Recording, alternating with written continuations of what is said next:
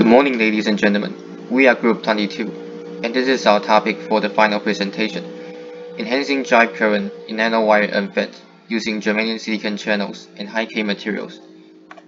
Here is my presentation outline. First of all, I will talk about the equation of the drive current and discuss how the relevant parameters affect the current and how we can enhance the drive current.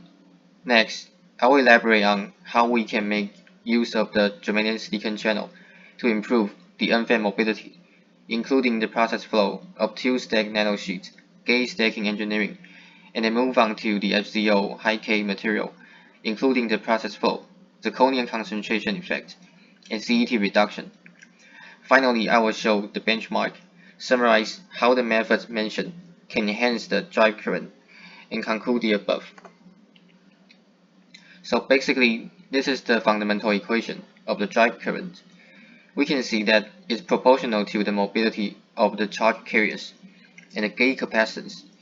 Therefore, we can use high mobility channels to increase the mobility in order to boost the current, or integrate the high-K material into the transistor to improve the drive capability. This is the device architecture of a two-stack germanium 0.98, silicon 0.02 nanosheet, and a big picture of the process flow. The process flow consists of CVD epitaxy, film formation, channel release, gate stack deposition, and lithography, and PD deposition. Next, I will elaborate more on the details. The key process of RT-CVD epi growth are highlighted in the figure. The 180 nanometer thick and unintentionally doped germanium buffer was grown on 200 mm SOI wafers by RT-CVD. An additional 800 degrees Celsius annealing after the germanium buffer growth further improves the epi quality by confining misfit dislocations near the germanium buffer and the silicon interface. The stacked germanium 0.98, silicon 0.02, and germanium layers were grown on the germanium buffer using silicon H4 and germanium H4 as precursors.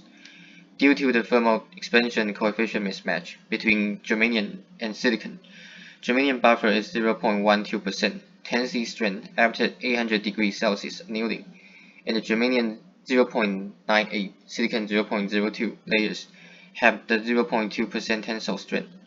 The 2% silicon in channel are obtained by reciprocal space mapping, as you can see on the figure.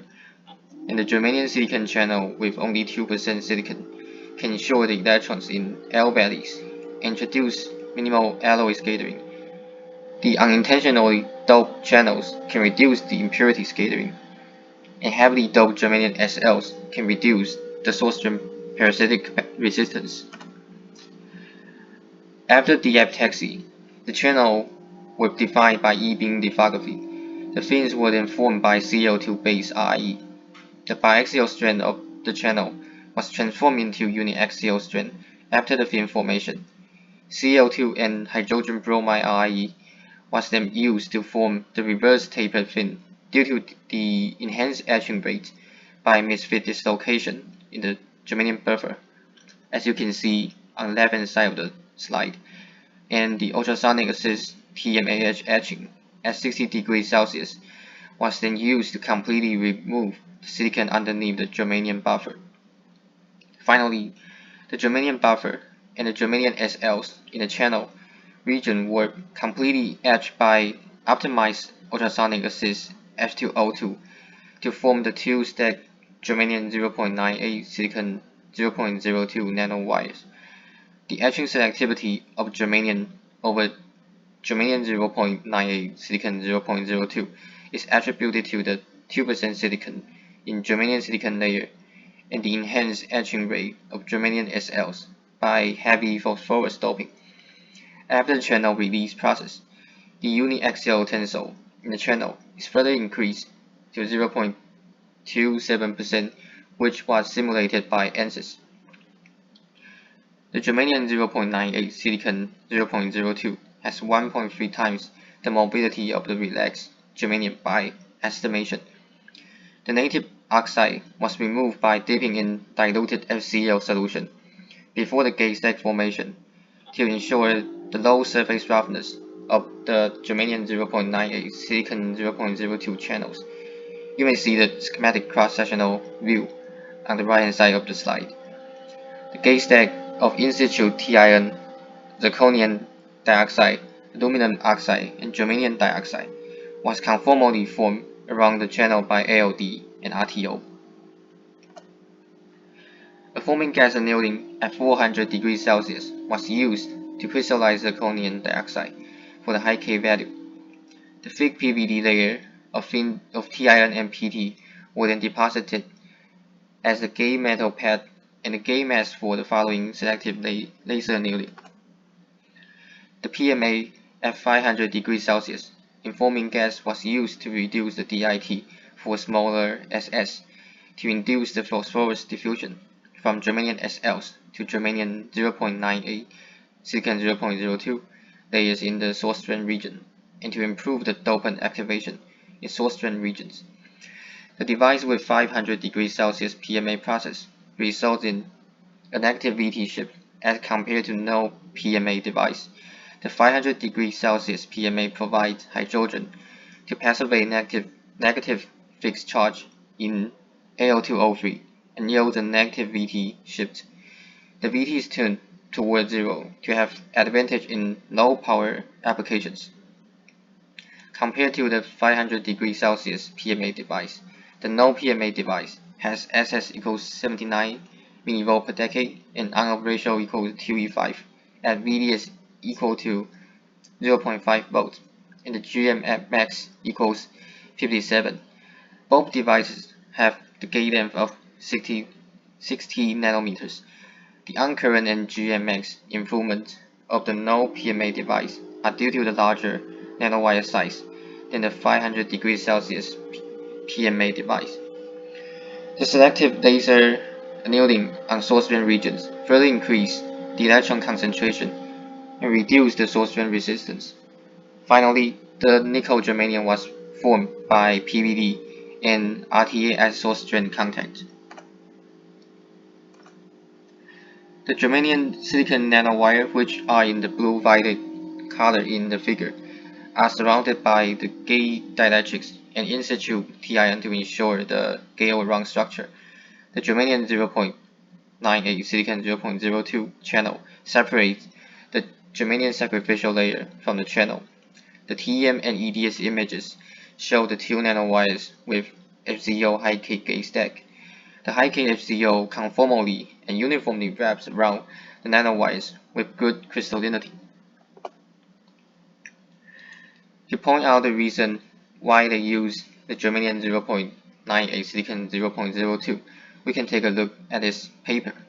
So the figure A shows the energy of conduction band and valence band versus silicon content in germanium silicon. Figure B shows the main conduction values, and the L4 values have small transverse effective mass denoted by MT and large density of state effective mass denoted by MDOS, where the MT and MDOS are referred by germanium values. The electrons of germanium 0.95 silicon 0.05 populated in L4 valley with the MT of 0.082 m0 and the MDOS of 0.33 m0, while the electrons of germanium 0.75 silicon 0.25 populated in delta 2 valley with the MT and MDOS of 0.2 m0. Compared with the germanium 0.75 silicon 0.25, we can see that germanium 0.95 silicon 0.05 has the smaller MT and larger MDOS, which is better. So that's the reason why they chose to use the channel with higher germanium content.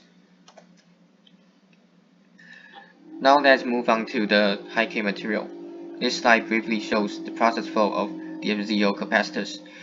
The process flow consists of PT sputtering, followed by Ti-ion sputtering and FZO deposition by ALD, the second Ti-ion sputtering and PT sputtering, and the subsequent lithography. From the very beginning, I mentioned that increasing the gate capacitance can also enhance the drive current. That's the reason why we are going to make use of the high K materials. From the PV curve, you can see that with different ratios of hafnium and zirconium concentration, the capacitors exhibit different PV characteristics. High hafnium cycles favor O phase, which is the ferroelectric characteristics. On the other hand, high zirconium cycles favors T phase, which is the anti-ferroelectric characteristics. So from these graphs, we know that increasing zirconium concentration can raise the dielectric constant. However, according to this research, certain ratio of hafnium is essential for maximizing the dielectric constant.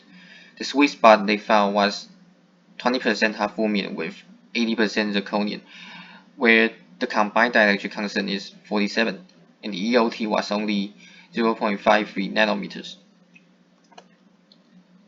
In this research, they further calculated the equivalent thickness of the FZO by measuring the CV curve and found out that the CET can achieve to 0.87 nanometers.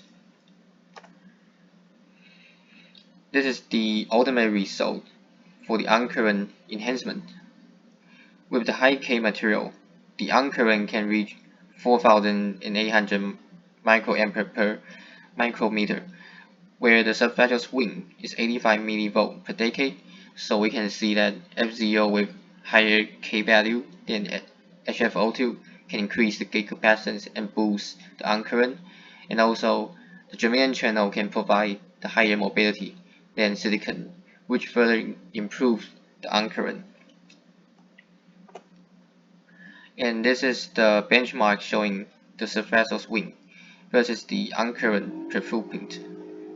The red star represents the result of the two-stack germanium silicon channel with high KFZO. The highest on-current per footprint among the silicon or germanium silicon 3D FET at SS equals 85 millivolt per decade is achieved. Although there were only 2 nanowires, it still outperformed the drive current of the 6 nanowires without high K material, showing that high K value gate stack can enhance the on-current without increasing the number of stack channels. So to conclude the above, first, according to the equation of drive current, we know that we may increase the mobility of the charge carriers or increase the gate capacitance in order to boost the drive current. For the former option, using germanium channel can provide higher carrier mobility than silicon, which enhances the drive current. Also, we may use FZO material to make high K interlayers and suppress the CET, further increasing the capacitance. Moreover, germanium is an attractive option for the high mobility channel to boost the drive current thanks to its intrinsic higher mobility than silicon. The PALD-FZO was reported to achieve the high K value by optimizing the hafnium and zirconium content. However, the high post-metallization annealing PMA is needed to obtain the anti-ferroelectric T phase in the PALD-FZO, and the silicon incorporation as small as 2% into germanium can achieve sufficient etching selectivity of heavily phosphorus doped germanium sacrificial layers over unintentionally doped germanium 0.98 silicon 0.02 to form the two-stack nanowire channels. Introduce 0.27% uniaxial tensile strength for the electron mobility enhancement. High germanium content of 98% in germanium silicon with L-valley conduction and 0.27% tensile strength in the channel from microbridge structure are also helpful for high on-current. The alloy scattering is still minimal for 2% silicon, and the VT can be tuned by PMA, and drive current can be enhanced by the short gate length. The record drive current of 48 microampere at VOV equals VDS equals 0.5 volts are achieved among germanium and FET. So the conclusion is that with high mobility germanium silicon channel and high K gate stack, we are able to enhance the drive current. Based on the research conducted by our laboratory, the high drive current was achieved, which outperformed the prior multi-stack devices with fewer nanowires. And thank you for your listening.